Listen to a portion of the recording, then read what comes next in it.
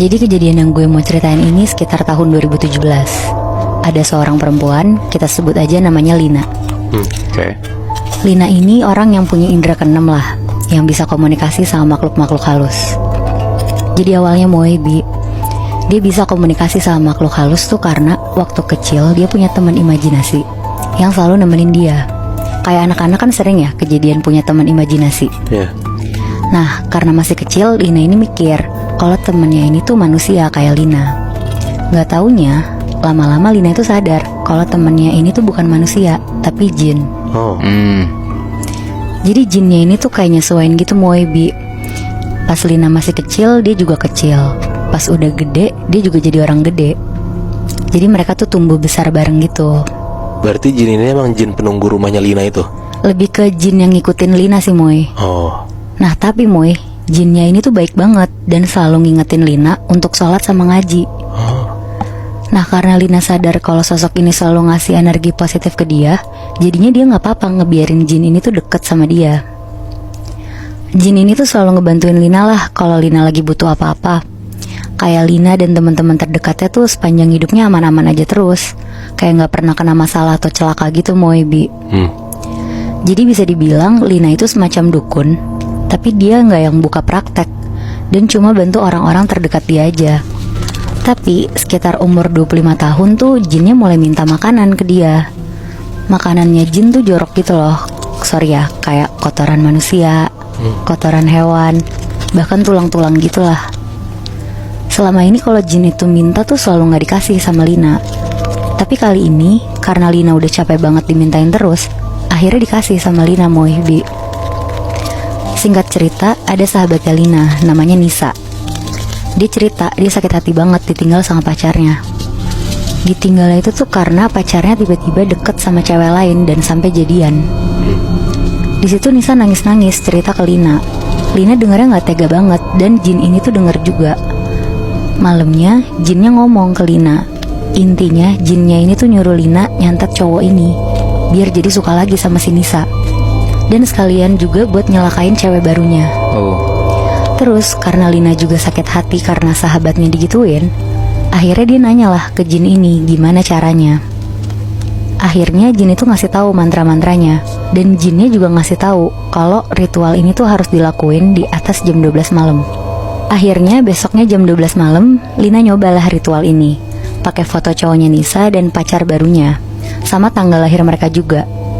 Pas udah selesai, jinnya ngabarin Lina kalau ternyata ritualnya itu tuh berhasil. Katanya pacar barunya ini langsung muntah darah, dan mantannya Nisa katanya gak peduli sama kondisi cewek barunya ini. Besokannya, Nisa langsung nelfon Lina untuk ngasih tahu kalau pacarnya ini tuh ngajak balikan. Di situ Lina lega banget dengernya dan bilang ke Nisa untuk dijaga baik-baik pacarnya. Malamnya sekitar jam 1 malam, badannya Lina ini tiba-tiba sakit banget satu badan, kayak panas dan ditusuk-tusuk gitu. Besok paginya dia tuh kebangun. Ternyata kondisi badannya tuh masih sama semalam. Terus tiba-tiba ada Nisa di depan rumahnya Lina. Nisa datang dan dengan paniknya Nisa tuh bilang, Lin, ternyata ceweknya pacar aku kemarin disantet orang. Terus Lina ini pura-pura gak tahu dan bilang, kenapa emangnya? Terus kata Nisa, ceweknya katanya muntah darah gak berhenti, dan ternyata dia punya orang pinter yang bisa nepis kiriman itu, Lin. Oh shit. Terus si Lina tuh nanya, terus ditepisnya gimana Nis? Terus dia bilang, katanya orang pinternya ini udah ngirim peringatan pertama ke orang yang nyantet dia. Nah malam ini katanya akan dikirim lagi yang lebih parah dari semalam. Wow. Kalian tahu permainan lato-lato yang lagi hit sekarang kan? Iya. Jadi lato-lato itu tuh muncul pada akhir 1960-an dan mulai populer pas awal 1970-an. Nah gue mau ceritain, ternyata tuh ada hal mistis di balik permainan ini yang gak semua orang tuh tahu. Serius lu? Iya Bi. Anjrit, oke. Jadi ada anak kecil, namanya kita sebut aja Benny. Benny ini anak tunggal dan tinggal sama mama papanya di Makassar. Benny tuh masih kelas 4 SD, jadi umurnya sekitar 9 tahunan. Suatu hari neneknya tuh datang ke rumahnya. Karena setiap hari Sabtu dan Minggu emang neneknya tuh selalu main ke rumah Benny buat kayak main sama cucunya itu. Pas hari Sabtu ini, Benny pulang ke rumah jam 1 siang karena abis main dari rumah teman sekolahnya. Pas Benny sampai rumah, ternyata neneknya tuh udah di sana. Nah terus udah tuh Benny salim ke neneknya. Terus waktu Benny dipanggil neneknya buat makan, tiba-tiba neneknya tuh dengar kayak suara tok tok tok. Pas neneknya nyari, sumber suara itu ternyata dari kamarnya Benny. Pas pintu kamar Benny dibuka sama neneknya tuh ngeliat Benny tuh lagi main lato-lato ini. Di situ neneknya tuh kaget banget, bener-bener teriak-teriak ke mama papanya Benny pakai bahasa Makassar yang artinya tuh, ya Allah mau ada peristiwa apa ini, itu bisa manggil. Jadi cuman permainan lato-lato itu doang? Iya bener Moy. Nah denger neneknya histeris, papa mamanya tuh langsung lari ke Benny kan. Mereka tuh juga berusaha ngelarang Benny main lato-lato dulu.